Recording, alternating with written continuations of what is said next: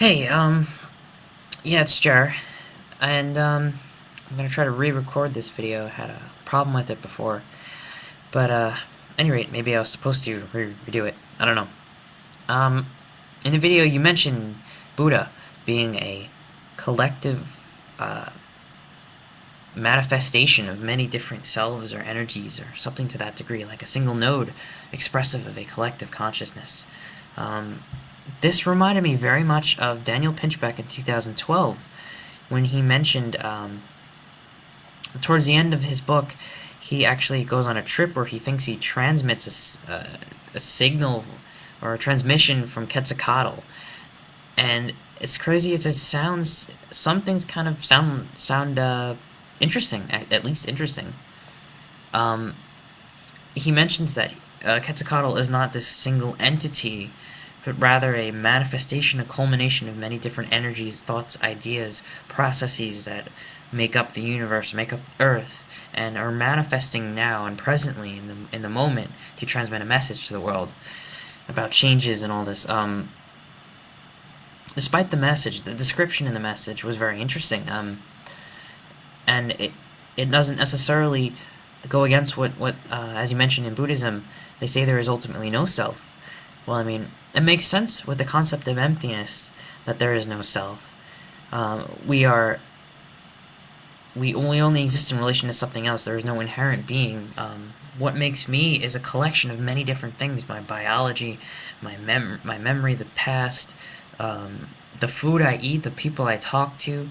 All of this, my entire environment helps me become me. I can't exist without any of this, and perhaps I can't exist without some kind of spirit or consciousness or something to that extent. Maybe I need all of these different things to culminate and become me. So I'm not even a single process. Even a single person is not a single process. So it totally makes sense that maybe the Buddha is something like it's multiple people processes culminating in another process, which is the Buddha, or me as me, and you as you, or anyone as anyone. So, this is very detailed stuff. But it's interesting, and I think if we're passionate about it and expressive about it, not afraid to talk and open ourselves up about and explore these different aspects, then that's a good thing. Um, Not necessarily too over rationalizing. Uh, so, so yeah, I mean, the concept of emptiness is very interesting, and I think it totally relates to what we're saying. So maybe reincarnation or rebirth is not just isn't a single entity being born again and again and again, because there could never be a single entity, as he said. Um, as they say in the concept of emptiness, we only exist in relation to otherness, and all of that together creates this vitality, this life, this beingness, this manifestation. So perhaps reincarnation, I don't know what it could exactly be, how somebody could remember lifetimes. Interestingly enough, people, when they experience Satori and enlightenment experiences, they remember past lifetimes, and they say things like, I remember all of my lives before, and I can look at people, and I could see them in the future and them in the past as different people, but yet they are present. Maybe it is a sort of culmination. What we call a life is not situated in a lifetime. Maybe what creates a being, a soul, is not this little self who comes into being. Perhaps it's something even greater. It's a greater. We create something greater, you know.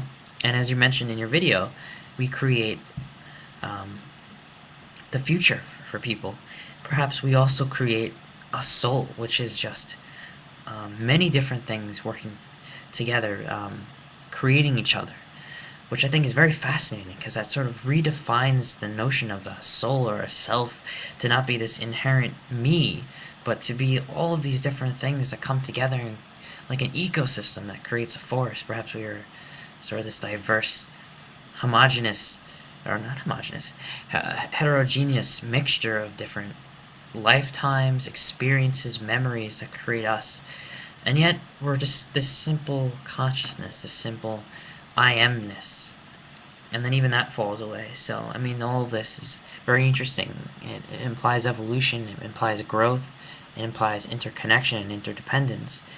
So, reincarnation isn't this simplistic, I am me and I don't want to die, therefore I must invent another life uh, to continue. I'm sure people use it like that to some degree, but it's really this very um, animated and fascinating take on human nature, on spiritual nature, on being, on the universe, really, because it exists physically. I mean, we are stardust. I mentioned this in the other video too.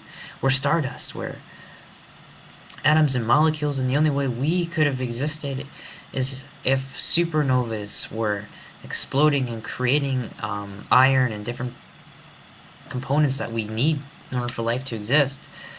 So even in the physical universe, as you mentioned, there could be a case for rebirth, transience. There's no ultimate death or end, but just continual changes and processes of flow.